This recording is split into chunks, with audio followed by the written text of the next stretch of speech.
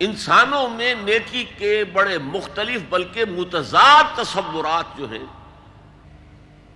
وہ پائے جاتے ہیں۔ پہلی بات تو بڑی اہم یہ ہے کہ برے سے برا آدمی بھی نیکی کے کسی نہ کسی کام کو سر انجام دے کر اپنے ضمیر کو مطمئن کرتا ہے۔ میں ڈاکہ تو ڈالتا ہوں لیکن بیواؤں اور غریبوں کی مدد بھی تو کرتا ہوں اپنے علاقے کے۔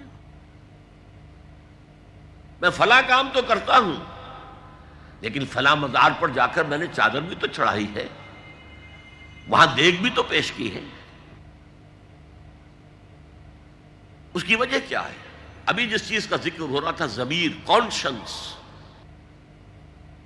یہ انسان کی باطنی شخصیت کا ایک بہت اہم جز ہے۔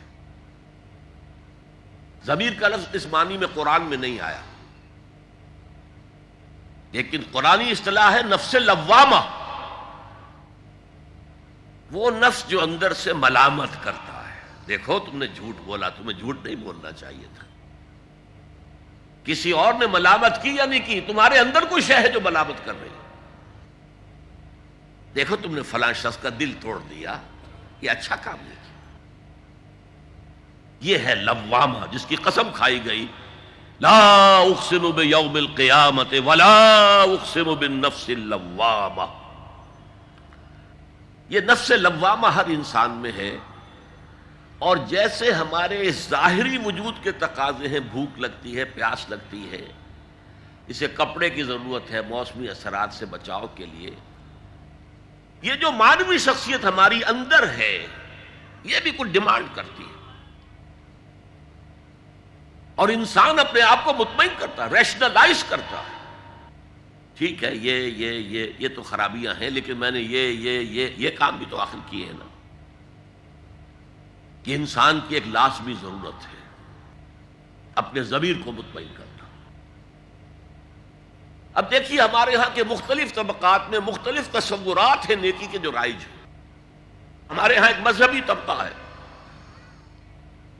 جس کے نزدیک اصل اہمیت ریچولز کی ہے، عبادات کی ہے، رسومات کی ہے۔ معاملات میں وہ دھوکہ دے رہے ہیں، سودا کر کے پھر گئے، ان کے دلوں میں نرمی نہیں ہے، سائلوں کو دھتکارتے ہیں، لیکن ایک اعتبار سے بہت نیک ہے، سودی کاروبار کرتے ہیں۔ ٹھیک ہے بھائی، میں سودی کاروبار تو کرتا ہوں، میں نے مسجد میں تو بنوائی ہے، میں نے مسجد میں جھاڑ بھی تو لگوا دیا ہے، میں نے مسجد میں قالین بھی تو بچھوایا ہے۔ تو نیکی کا ایک تصور یہ ہے ہمارے یہاں۔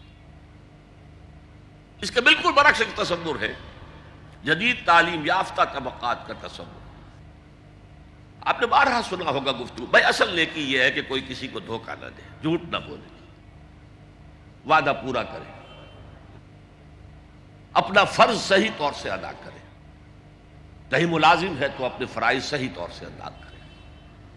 باقی رہ گئی نماز روزہ، یہ تو انفرادی باتیں ہیں، یہ کوئی کرتا ہے تو اپنے لیے، نہیں کرتا ہے تو کوئی بات نہیں۔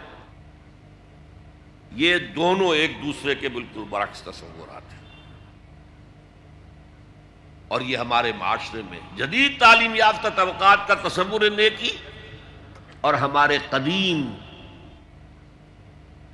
علماء اور ان کے زیر اثر جو عوام ہیں ان کے تصور نیکی میں یہ زمین و آسمان کا فرق ہے۔ مشہور ہے ایک واقعہ شہنشاہ عالمگیر اورنگزیب کا، اس نے دلی میں گانے بجانے پر پابندی لگا دی۔ اب ظاہر بات ہے جن کا یہ پیشہ تھا ان کا دھندا ختم تو آمدنی ختم، لاکھ کوششیں کی لیکن اورنگزیب ٹس سے مس نہیں ہوا۔ پھر انہوں نے ایک عجیب ترکیب کی، وہ دریائے جمنا بالکل ساتھ بہتا تھا، یہ قلعہ اس شکل میں بنایا گیا تھا، اب تو ذرا فاصلے پر ہے، تو ایک کشتی میں وہ جمع ہو گئے، سازندے بھی اور ساز بھی اور گاتے بجاتے ہوئے۔ انہیں معلوم تھا فلاں وقت جو ہے بادشاہ جھروکے میں بیٹھ کر دریا کی سیر کرتا ہے، وہاں سے گزرے اور ایک شعر گاتے ہوئے گزرے، در کوئے نیک نامی مارا گزر نہ دارند، گر تو نمی پسندی تقدیر قضا. در کوئے نیک نامی، یہ نیکی جو ہے یہ اس کے کوچے میں ہمارا گزر ہی نہیں ہے. در کوئے نیک نامی مارا گزر نہ دارند، یہ تو اللہ کی طرف سے فیصلہ ہے، اس کی مقرر کردہ تقدیر ہے. گر تو نمی پسندی تغییر کن قضارا، اگر تجھے پسند نہیں ہے تو تقدیر بدل دے. تو بادشاہ ہنس پڑا اور اس نے کہا کہ ٹھیک ہے بھائی، گانے بجانے کی حد تک تمہیں اجازت ہے. تو ہر ایک طبقے کا اپنا ایک تصور ہے نیکی کا. جیسے میں نے پہلے عرض کیا، بڑے بڑے ڈاکو جو ہیں وہ اپنے علاقے کے بیواؤں یتیموں کی سرپرستی کرتے ہیں. ویسے نہایت درندگی، سفاکی، انسانی جان کی کوئی حیثیت ہی نہیں. تو نیکی اصل میں کس شے کا نام ہے، کون سی چڑیا کا نام ہے، نیکی حقیقت میں کیا ہے؟ میں مثال دیا کرتا ہوں، ایک عام قصہ ہے کہ کسی گاؤں میں پہلی مرتبہ ہاتھی آیا. اب وہاں نابینا لوگ جو تھے انہیں بھی پتہ چلا ایک عجیب جانور آیا ہے. وہ آئے اور کسی نے اس کی ٹانگ کو ٹٹولا. اس نے کہا ہاتھی ایک ستون کے مانند ہے. کسی کا اس کے کان کے اوپر ہاتھ پڑا، اس نے کہا چھاج کے مانند ہے وہ. کسی نے پیٹ کو ٹٹولا، بہت بڑا ڈھول ہے وہ. بالکل یہی معاملہ ہے نیکی کے تصور کے بارے میں. اڑائے کچھ ورق لالے نے، کچھ نرگس نے، کچھ گل نے، چمن میں ہر طرف بکھری ہوئی ہے داستاں میری. کسی نے نیکی کا ایک حصہ لے لیا، کسی نے دوسرا لے لیا، کسی نے تیسرا لے لیا. وہ مکمل سراپا نیکی، حقیقی نیکی کس میں ہے؟